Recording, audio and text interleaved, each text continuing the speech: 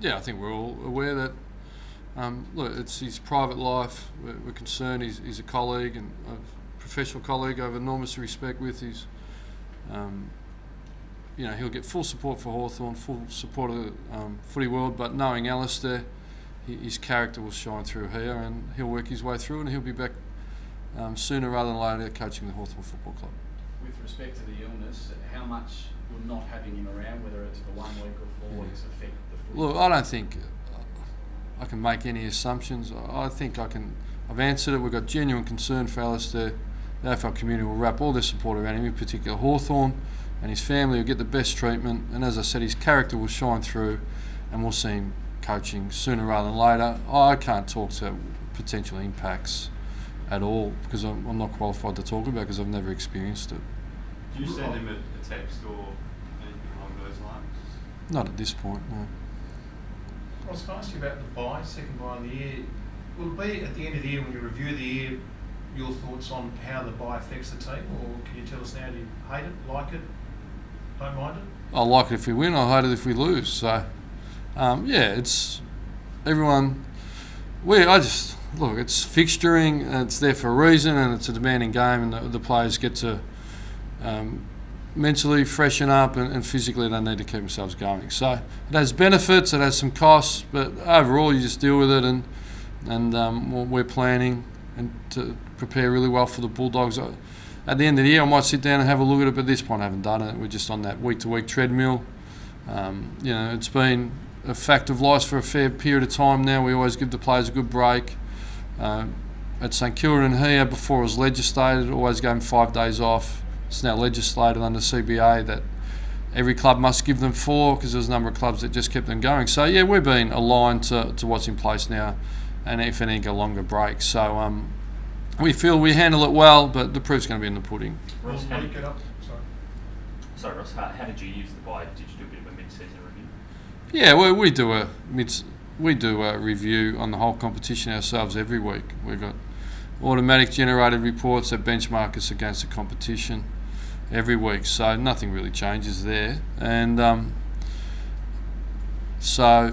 personally, just spent some time watching games and preparing and just sort of kicking back a little bit. Look, McPharlin, confident? He'll train today, so he'll train today. He's got to jump a few hurdles, but optimistic. He'll train today, hopefully he'll train Friday, and then we've got to pick the team yet. On Thursday the team goes in, so a little bit to work through there yet, but he's a very good player for us, great leader, and we're optimistic.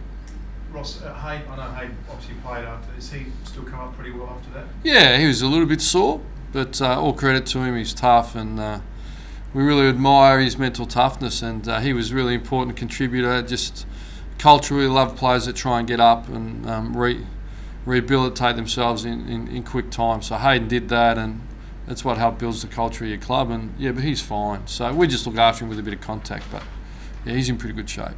Ross, the fact that the Western Bulldogs don't have a lot of big forwards, does that tempt you to give Luke another week, or is it a case of he's fit and plays? No, we always pick our best available team. I sort of haven't been in the position to rest or rotate too often, and we're planning to get Luke up. That's the aim, anyway. Are you expecting any other changes? Anything else? Yeah, it's a good question. Look, we're pretty healthy at the minute. There's not too many headaches, so there's pressure on for spots. But with 2 training sessions, because you're trying to make up for a game a little bit, there'll be a little bit more intensity than other weeks. So there's always a risk that goes with that. So. There's a little bit to work through yet. From the first 9 rounds, was there anything in particular you wanted to work through that you saw was an issue? Or? Yeah, there's been lots of issues, really, our consistency but look, we worked into pretty good shape. So, our contest has improved and our use has improved and our defence. So there's so many facets to the game. You're always addressing and reviewing something within those phases. So we're 5 forward. Tells us we've got plenty to improve upon, and we're chasing teams at the top level, their consistency. So there's lots of things. Western Bulldogs have been copping a bit of flack over in Melbourne the last few days that they're not showing great improvement, and they've been a bit disappointing. How have you seen them, or have you had a look at them yet this week? Well, I think they've been in every game. I can't talk to any criticism. It's their week under the spotlight, maybe. We all get our go. So, yeah, nothing but respect for their coach, Brendan McCartney, and they've got some great experienced leaders in Cooney and Griffin and Minson and Morris, unbelievable competitors, and they're a really hard-nosed, competitive team. So, you know, they've only had some brief lapses that's cost them. So, yeah, we're under no illusion to how tough it's going to be. When you do have so many young players coming through all at once, can you just talk about the challenge of helping them grow as a team? How hard? Not particularly. I'm here to talk about Fremantle. So if you want to ask me questions about Fremantle, I'm happy to talk about them. Hey? Players have to be careful not to have too many. I wouldn't have thought so. You just pick those that prepare the best, those that play the best, pick them on form, keep your integrity, and everything tends to look after itself from there. Colin Sylvia, is there any chance this? Yeah, he's some chance, yeah. He's played pretty well, he's training. But yeah, the pressures, it's going to be harder. Obviously, we played some very good football. No one's walked into their office yet and said, "Oh, here's my spot, I'll give it to Cole." Someone might have, who knows, you know, but someone might walk up the next couple of days, but to this point, no one's done that. So no, it's so okay. in saying that, you played such a great game against the Cats, and McPharlin comes in. Is that probably the only change because everyone seemed to play well? And Well, McPharlin's not through yet, so I don't want to jump that hurdle and preempt anything. You try as a coach not make any close-ended statements because, you know, we've got a bit to work through. So Luke's still got to jump a few hurdles, and then when we get to that, we'll sort of work through. And you're right, it's going to be tough. You know, if Luke declares himself right, then there's a couple of sessions to get through. Who comes out of the team? So that's really difficult. That's one of the harder jobs sort of to get through. Ross, Scott Gumbleton, is he back to full training? How's he progressing? Yeah, he's out there today. Yeah, he trained on Monday fully. He's progressing really well. He's showing great resilience to persist and get himself back. So he should play in the next few weeks, really. I think we've got a challenge because Peel got the double bye. Or we've got the bye and they got another bye. So it's not ideal, but yeah, so he's talking about the next time Peel plays that he should be available. So what's that, about 3 weeks? Could he be a bit of an X factor for you guys in the second half of the year? Is that how you reckon? I don't understand what X Factor is, you know. Just something special about it. Yeah, if you got it, give it to me. Yeah, so I think he's a player that'll be available for selection. I think he's a tall forward, and you know, so but he's got to force his way in. I understand what you're saying, but that X Factor term, I mean, I think, you know, unbelievable feats of football on the footy field. Maybe Cyril Rioli, Gary Ablett, and Nate Fife, a couple of others, Sonny Walters, but you know, Scott's got a bit of work to do before he becomes an X Factor for us. You've used Clark forward a fair bit this Yeah. season. Do you see that as his best position, and does that make it harder for Gumbleton to? No, I think Zach's best position's the ruck. So we want to give Zach more time in the ruck and Aaron more time forward. So,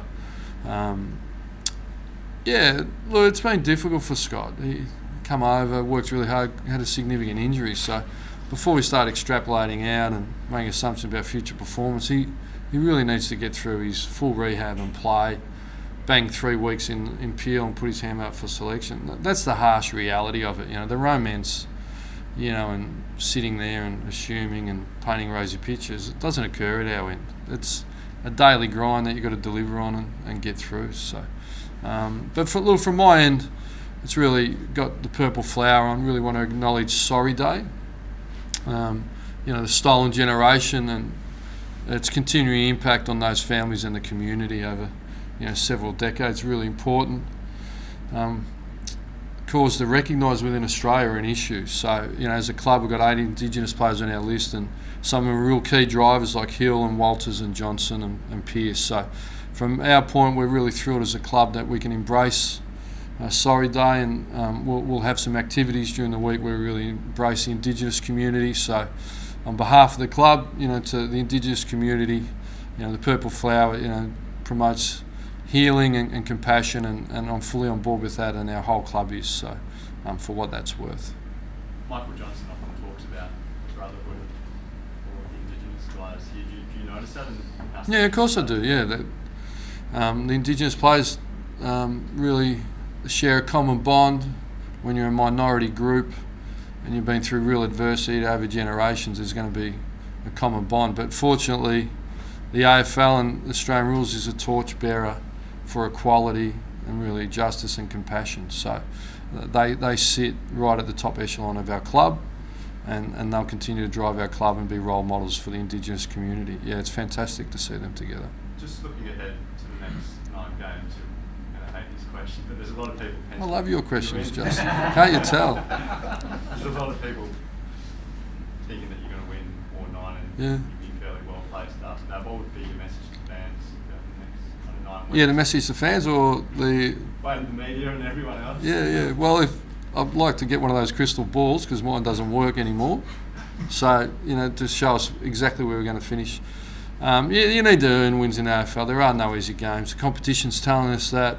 Teams that were under fierce heat and written off and really belittled and now won 4 out of 5 and are real threats, and everyone's beating everyone. So, and the form we're in, we don't take anyone for granted. We're 5-4. So there's plenty of teams that have beaten us. We've got nothing but respect for our opponents.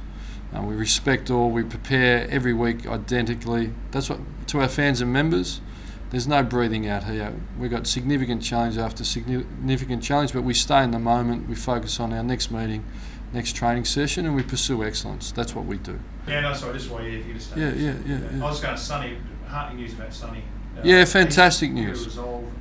Yeah, clearly resolved. Like over the break, he trained like a demon. He's such a turnaround story. I'm super confident he'll be back. But he was really accurate. The mental demons, the self-doubt when you're a long-term injury, but he's just committed himself unbelievably. He's such a leader and a role model here that, we can't wait just to see him play again, really, whether it be a Peel or it be in the AFL or even train. So he's a real driver of what we're about, and it's been significant shift. So I don't think I mentioned him before, but, so all those guys have got a story to tell. So.